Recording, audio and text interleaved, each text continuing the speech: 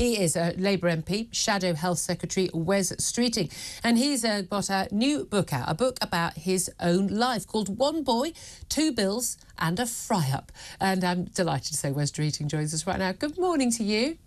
Good morning, Julia, and congratulations on your award-winning show, which is, publicly voted I'm for. not on programmes unless they're award-winning, so Quite right. I'm here. You have to have standards. You have to have standards. Look, there's a couple of political stories I want to talk to you about. We'll talk about them after we talk about your book. But, I mean, you're a very prominent frontbencher. You've risen to the top. There's lots of people talk about you as a possible future Labour leader. Don't tell Keir Starmer. But you wanted to tell your story. First of all, what motivated you to tell your story of your life? Well, actually, I had to be sort of coaxed and controlled into doing this. Did you? No, I genuinely did. I'll tell you what happened. I was off a couple of years ago, as you know, with kidney cancer, and I came back to work. I did an interview with Rachel Sylvester at the Times, and although the interview was meant to be focused on cancer, she asked me a bit about my childhood and upbringing, and the more I was saying, the more she was scribbling away, and she asked me more questions, and she wrote a really wonderful piece, actually, which was as much about my childhood as about cancer. And I got a note in the post from Tom Perrin, who's now my editor, saying this would make an amazing book. Have you ever considered writing one? Get in touch. And I was really reluctant on two counts. One was that this books are normally things that politicians write at the end of their careers, and I very much hope, unless this book goes really badly, this isn't career-ending. But you decided to go ahead with it. Okay. Yeah, because. But secondly, that my other hesitation is it's a very raw book. I'm very honest and open about a lot of the challenges I had growing up, about my family and some of the characters and the criminality, and so there's a vulnerability. So this is probably the most nerve-wracking thing I've ever done in my entire life. But I mean, I didn't know a lot of this about you. You grew up in a council estate in Stepney in East London, area I knew well. I started my local newspaper career there. Your parents were both teenagers when you were born, and life was really, really tough. Your grandparents had grown up in poverty. Your parents were living in poverty. They've got, presumably an unplanned teenage pregnancy. There you are. Tell us what life was like growing up, and what I suppose, 5 or 10-year-old Wes Streeting would have thought about you as you are now and the job you're in. Well, firstly, I think he would have been terrified by the idea of our childhood being sort of splashed over pages of a book like this, because I grew up feeling a real sense of shame and stigma about growing up in poverty and the hardship we were experiencing. And the East End was poor at the time, but when I was at primary school and when I went to secondary school, I was conscious of the fact that my family wasn't as well off as others, and sometimes felt even at the poor end of being poor. And there's lots of reasons for that. I mean, my mum's side of the family in particular, I mean, her dad, my granddad Pops, was an armed robber. He had a string of convictions for armed robbery. He was in and out of prison throughout my mum's childhood, my childhood. My mum grew up in a household where, he often wasn't there, and when he was, the relationship with my nan was toxic. There was a lot of domestic violence and abuse, and that had a real impact on my mum's childhood. She was determined, I think, to make sure that I didn't grow up in that kind of environment. And, one of the reasons the book's called One Boy, Two Bills and a Fry-Up is, that fry-up was the fry-up that saved my life. My mum was under enormous pressure to have an abortion.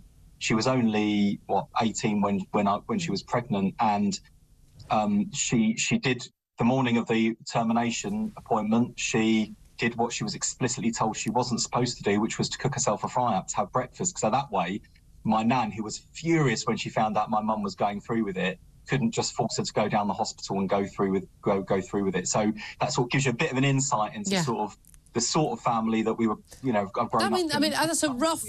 That is a rough start in life, and yet you've risen through the ranks. Is this one of the reasons why you wanted to become an MP? Because we were just talking earlier. We've got the Privileges Committee report. We'll come back to that. MPs talking about themselves and poor us. But I'm very unhappy with politics at the moment. But I know a lot of individual MPs personally who I think are really good people who are genuinely in it for the right reasons.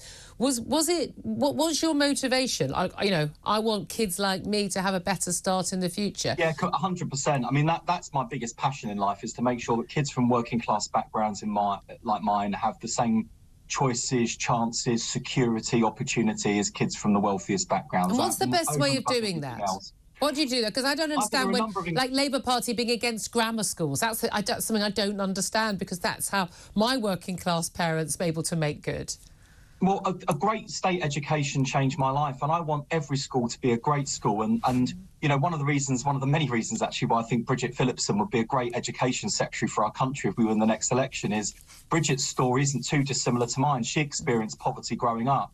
And the reason Bridget and I are both in the shadow cabinet in big portfolios is because we had the love of our family, and we had a great state education, which meant we could go to some of the best universities in our country and break through into a world that often excludes people from backgrounds like ours, and where our voices aren't necessarily heard. And I think there is one of the things I've noticed about MPs, and I think you're right, Julia, that right across the House of Commons, most MPs are motivated by a desire to make things better. We're not all kind of crooks or cheats or liars and all the things that people think about us. A lot of MPs, if you talk to them about their lives, have experienced some sort of adversity. And a lot of it isn't obviously poverty. I'm still very unusual coming from a working class background, being in Parliament. But often it is something they've experienced that makes them want to change something. And that's definitely a part of what politics is about. My sadness is that most people in this country think about politics as a source of problems rather than a source of solutions or a source of something good. And I find that depressing, because I've always believed in the power of politics to make a difference. That's why I'm in it. But I accept that politics and politicians haven't covered ourselves in glory in recent years. Indeed. I mean, absolutely. I'm asked to ask you about the Privileges Committee report that's just come out. And basically, it's the Privileges Committee did the report into whether Boris Johnson did or did not deliberately mislead the House over Partygate. He did. And they say they were under attack. They particularly call out Jacob Rees-Mogg and Nadine Dorries as allies of Boris Johnson who attacked and criticised, and in some cases they say intimidated members of the committee, other people as well. What do you make of that? I think the Privilege Committee had a very difficult job to do, and an important job, because part of cleaning up our politics is holding MPs to the standards that the public expect of us, and we have to do that ourselves, or the voters have to do it at the ballot box. Those are the only two options. The Privileges Committee was trying to hold Boris Johnson to account and to do that in an evidence-based way, and they came under some pretty heavy fire and criticism from Boris Johnson's allies and supporters. I think they overstepped the mark in their criticism of the committee, actually, and I think that the committee had a difficult enough job to do without having that sort of criticism levelled. I accept that, you know, the report today and you know, the defence the committee's made of themselves, and the whole furore about about parliamentary process effectively and our conduct pales into insignificance compared to the pressures people are under with their bills, with their mortgages, with the state of the NHS. And I know there is, you know, you touched on this earlier, there's a bit of a danger of people kind of going, oh, you know, bloody MPs talking about themselves again. But I think it is important that the Privileges Committee is able to hold us all to account and hold us to the standards that Parliament expects of us, and to do it without fear or favour, to do it fairly. And I think they've done that in the case of Boris Johnson, even if Boris is feeling a bit sorry for himself. Indeed. Can I also ask you, you mentioned a bit earlier you suffer from cancer, thankfully.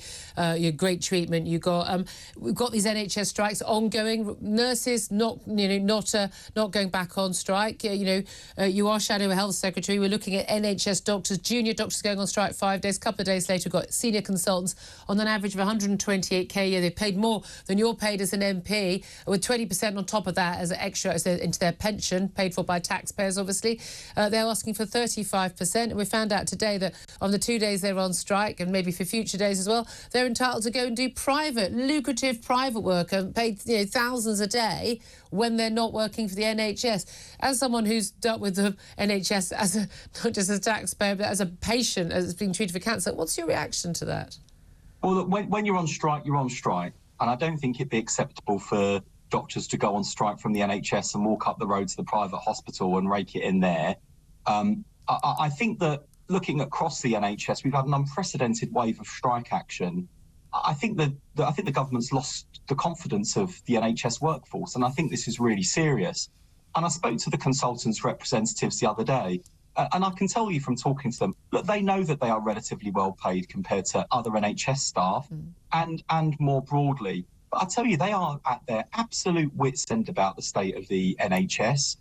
Their pay hasn't kept up in line with inflation. But I think the reason that they're going on strike isn't because they're necessarily feeling the same pain in their pockets that maybe nurses or junior doctors are, but they are sick to the back teeth of watching the NHS that they love driven off a cliff.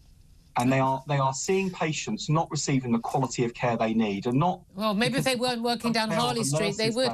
I know you've got to go. Yeah. Just finally, can I put this to you though? Really, we know an awful lot of people working in the NHS. They're thinking Labour government, get a Labour government in. It's all going to be sorted. We get our pay rises. NHS gets loads more funding. We're all sorted out. You and I both know, North Sea oil taxes, windfall taxes ain't going to pay for sorting out the NHS. And even with the extra staff you want to recruit.